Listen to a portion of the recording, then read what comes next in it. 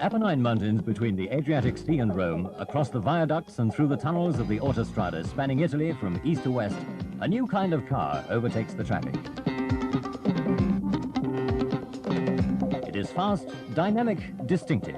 It's the new Mercedes 190. The 190 looks more compact than other Mercedes, and it is. The 190 is also quick and thrifty. The injection version will do 120 miles an hour. Plus the fuel economy to cruise for more than 30 miles to every gallon of petrol. The new 190 has all the care and quality built into it that drivers the whole world over have come to expect from the three-pointed star. It is every inch a true Mercedes. Mercedes-Benz have a special interest in this spectacular stretch of motorway running over the rocky spine of Italy, for it was here that a famous Mercedes sports car made motoring history in 1955. In these mountains, on the ancient Via Tabelnia, then the only way from Pescara to Rome, a Mercedes 300 SLR Silver Arrow won that unique motor racing classic, the Mille Miglia.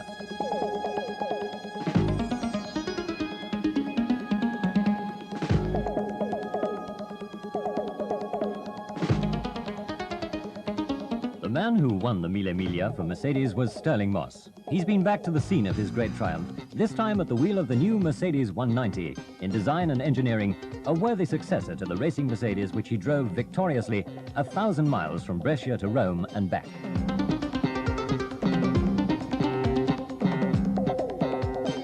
I can remember people sitting on the side, on the banks, whether it was here or whether it was the Futa or the Redicofani, I don't know. But I can remember very much because the Italians would turn up literally in their millions and would sit there waving you on and doing, you know, the typical Italian gestures and so on, trying to get you to go so fast you'd have a shunt, I suppose. Team manager Alfred Neubauer watches Juan Fangio take a Mercedes up to the starting point of perhaps the greatest international road race of them all, the Mille Miglia. Another Mercedes in the German team with English ace Stirling Moss at the wheel. And a third is driven by Carl Kling. Ahead of them are 1,000 miles of some of the toughest racing in the world right across Italy. And here comes Moss well out in front with the leaders. And Fangio is there too, followed by Italian Umberto Maglioli in a Ferrari. At the finish, just over 10 hours later, it's Moss who crosses the line to win in record time. Fangio comes second and Maglioli third, making Moss the first British driver ever to win this famous race. Stirling Moss averaged over 98 miles an hour, a feat never equalled before or since. In fact, his victory was a near certainty before he reached the medieval city of Siena. The very fast main road from Rome through the vineyards of Tuscany allowed his Mercedes to peak at over 170 miles an hour, and the Ferrari and Maserati opposition could not stand the pace. Today, Moss, Mercedes and the Mille Miglia are warmly remembered in Siena. So while Stirling tried out the new 190E on the open roads outside the city, actress and columnist Joanna Lumley drove the automatic version round the narrow streets inside the city walls to see how the car performs in the congested world of urban motoring. It's difficult to think of a more suitable place to try out a new car than Siena in Tuscany. It lies on the route of the old Mille Miglia, which Stirling Moss won so convincingly for Mercedes. And it's a wonderful medieval city, filled with all the hazards of nightmarish city driving nowadays. Narrow streets, impossible places to park, crammed with tourists. So here we are in the very heart of Siena, the Piazza del Campo, where every year they run the oldest horse race in the world, the Palio di Siena, watched by hundreds and thousands of tourists. What could be a better place to try out a different kind of horsepower with the 190?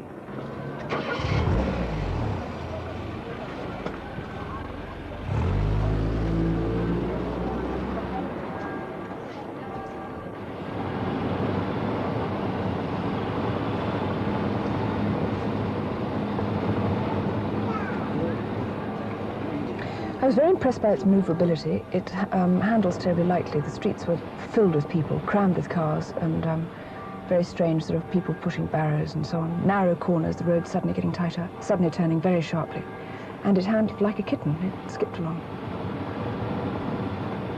Power steering, enormously important. I found I had a small car once which drove like a truck, and I used to get exhausted and very hot and therefore very angry trying to park. Particularly if you live in the city, which I do, although not quite as tightly built as Sienna. You have to spend all your life parking and trying to find tiny spots and get into them. And a good lock is important for parking. And also for doing illegalish things, like doing U-turns, which I spend my life doing. So this has got one of the tightest locks I think I've felt in a car. I like a functional feeling about a car, but on the other hand, I'm a bit of a hedonist. Being a tourist, I do love a bit of luxury. And so although it's got to be fairly simple and dutiful, it's also got to be comfortable. This is comfortable, actually. It really is. I found that going on from quite tight city driving to long, quickish motorway driving, it's very good indeed.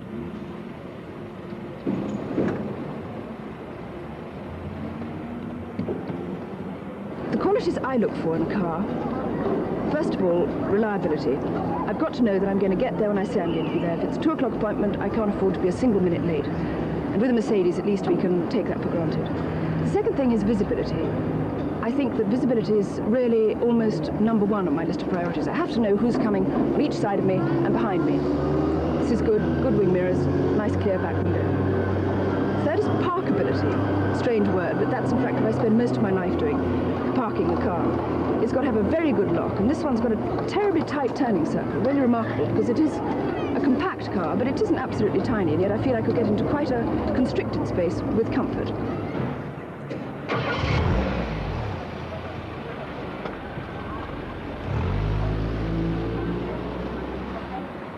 It's not a cheap car. The thing that impresses me is that they haven't cut back on any of the essential qualities of Mercedes. It is smaller, it's more compact. I can see a lot of young professional people driving this car. People who have stopped trying to impress people with the sort of car they drive, not trying to make a statement about themselves. Simply need a car to rely on, which gets them about, which is a real gur, which this one is.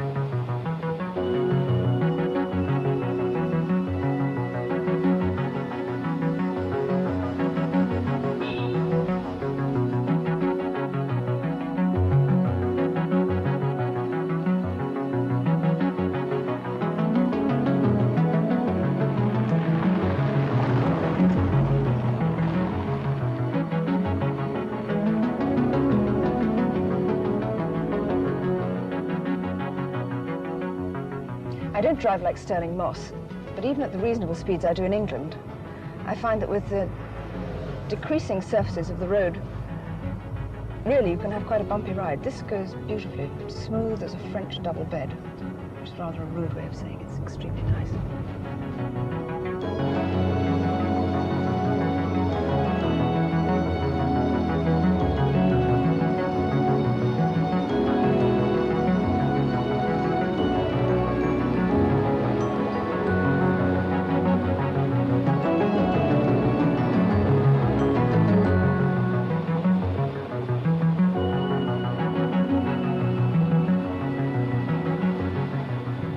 The other thing I like about it is that there's very little to distract you. You haven't got any crazy ideas about sort of talking computers and things. There's all the bits and pieces, lights and so on the right-hand side on this lever.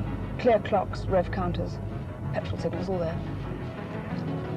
Just you need about sort of heating and stuff, and that's it. No more tricks, nothing to distract the driver. I always had the impression that Mercedes were not modest drinkers of petrol. When I heard that this one had come down from, well, it's done over 2,000 miles from somewhere like Stuttgart or London or wherever it came from, loaded with 2 men and a lot of heavy equipment and stuff, and had averaged over 30, well over 30 miles to the gallon, I think that was stunning, because I always thought they were about 18, 20. Fuel economy is terribly important. Being a great conservationist by nature, the world's resources are running out. I can't bear the thought of cars drinking up more petrol than they need. And also being slightly idle, I can't stand stopping for petrol more than I have to. Low fuel consumption combined with a lively performance usually is a contradiction in cars. Not so with the new Mercedes 190. It achieves both, thanks to a robust but lightweight body, a highly efficient 2-litre 4-cylinder engine, and most important of all, a shape and a profile which is the last word in aerodynamics. The 190's rear quarters illustrate the low wind resistance very well indeed. The wings are drawn in, the rear roofline low, doors and windows are flush to the bodywork to smooth the airflow.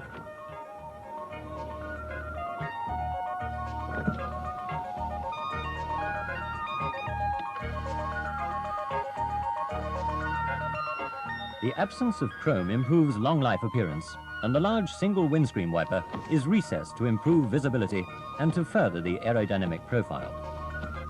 Aerodynamic hubcaps also reduce drag, and the deformable bumpers have an apron beneath, which also cuts down lift and wind resistance.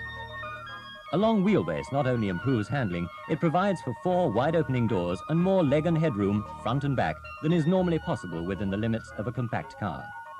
There are 7 interior colors to choose from, and no less than 26 colors available for exterior finish. The 190's multi-link rear suspension is a major technical breakthrough. It provides superb comfort, a smooth ride whatever the load, and above all else, impeccable handling, as Joanna Lumley found out for herself. Their engineers have been very clever in shaping all the traditional qualities of the larger saloons into something smaller, livelier, less expensive, and in my opinion a lot more practical for the kind of congested motoring most of us have to endure nowadays. As for the 190's performance and get up and go, who better to pass judgment on that than Stirling Moss? Here in Italy, he won one of the world's greatest road races, the Mille Miglia, when he was only 25, the only Englishman to do so, and he won it in a Mercedes. Is this new Mercedes also a winner? Let's hear from the man who knows all about cars and what makes them tick. Stirling. Thanks, Joanna. Well, that was a long time ago in 1955, and the roads have changed a lot since then, and of course they're terribly crowded. And no way can I cover 1,000 miles, but I would like to try the new 190 over some of the more difficult sections. So let's go and have a go, okay?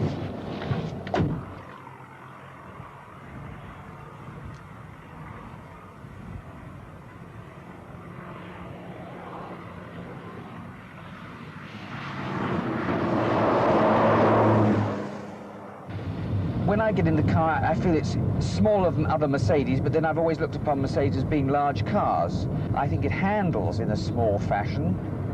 It's maneuverable, and it's easy to throw around, so I think in that way they've come quite a long distance, actually. The gearbox is very nice. So I think in many ways they have succeeded, but in the overall thing, I don't feel that it's a small car in any way, because there's a lot of room inside, after all. I think the new rear suspension is stunning, quite honestly. Presuming that is the main reason why the car feels so nice, and it handles so well and stays so flat, and it doesn't lurch around. I think it is a very, very impressive development, actually. I think it is quite revolutionary. I think it's as good as I'd heard, and for that reason, I think they have succeeded, yes. On these hairpins, the car is extremely maneuverable. The steering is very light, it's positive, and it's another of the good features. I think it's a very definite type of steering. When you place it, you feel the car's going to go there, and it's going there there's no feedback. It is a very nice steering.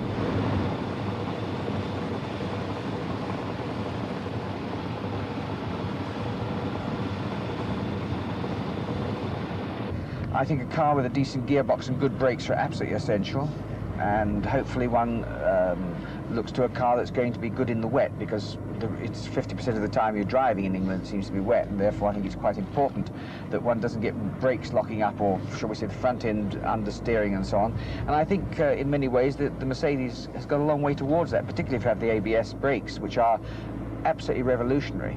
I mean, when I was racing, we had the equivalent of the ABS available, but we didn't use them because they weren't at that time, I think, developed that far. But now, if you've ever driven ABS, I mean, one has to be a fan of them, and they are absolutely remarkable, because you can take one wheel, put it on the side, on the loose, if you like, or something, and yet still stop without the car swerving everywhere. I think that's an enormous benefit towards safety, actually.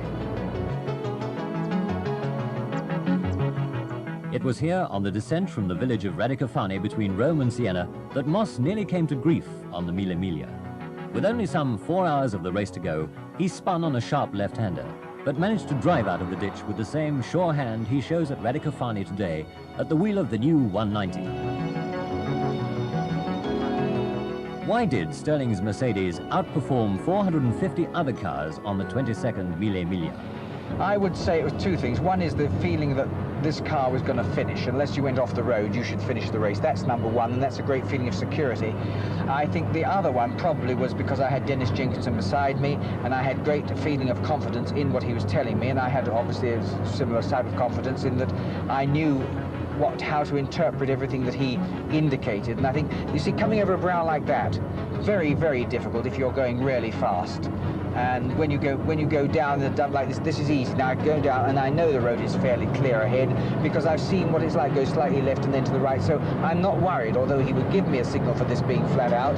I wouldn't worry. But when I haven't seen what's there, then the fact that Dennis would give me the sort of signal like this, that means flat out, let's go. That gave me a tremendous help. On the Futa Pass, the memorial to the father of the Mille Miglia, Count Mazzotti.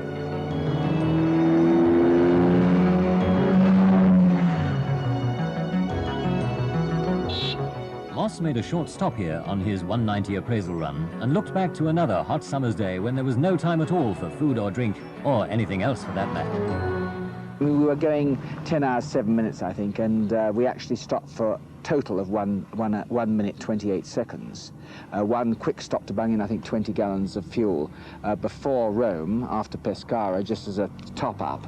And then at Rome, of course, I had decided I'd have a pee in Rome. Well, when I arrived at the control, they built grandstands. Well, frankly, I then had to go behind, and by the time I came back, they'd refueled the car, changed the tires, put the oil, done everything, washed the windscreen, and they were ready to go. Moss and his Mercedes 190 had one more pass to navigate on his return visit to the route of the Mille Miglia, the Raticosa.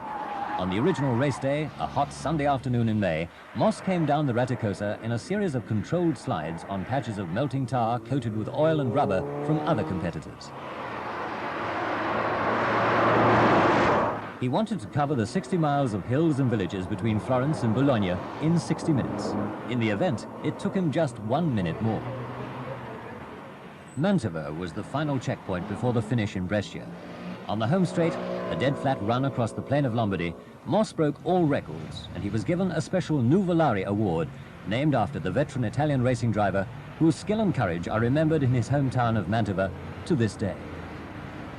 They gave a very nice fob, amongst other things, which has got the tortoise, because his symbol was a tortoise with TN Tazio Nuvolari on it, which I still have and treasure very much. But the run-in here, of course, was very, very fast. I mean, we'd been doing slow sections. It was quite a relief after about 7 or 8 hours to be able to relax a bit and go really quickly. And I think we averaged about 130 miles an hour from Cremona home.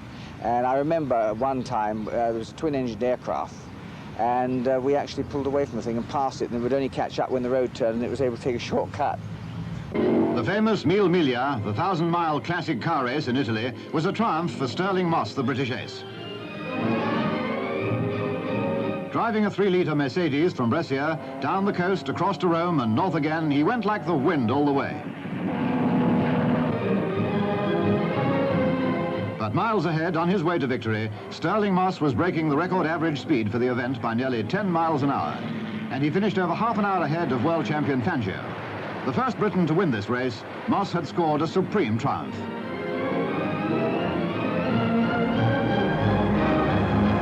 At the time, I was obviously thrilled, but since then it's sunk in more that, you know, what the event was, because there's nothing like it left in the world. I mean, a real road race, and the speeds we were doing, and the type of atmosphere, and the character of the car and the road and everything. I think it really is probably my greatest achievement, actually. In terms of achievements, the Mercedes 190 of today shares many qualities with the Mercedes 300 SLR which Moss drove to victory. It is the ultimate in vehicle design for a specific purpose. No compromise, a totally new concept in light, compact cars. And it inherits the expertise of all those Mercedes research and development engineers who've contributed not only to the Mille Miglia, but to countless other great sporting triumphs. Stirling Moss knows this better than anyone. Well, let me put it this way. If there was a race being held now, today, I reckon the 190 would suit me very nicely. Super handling car, and quick enough for what I want anyway.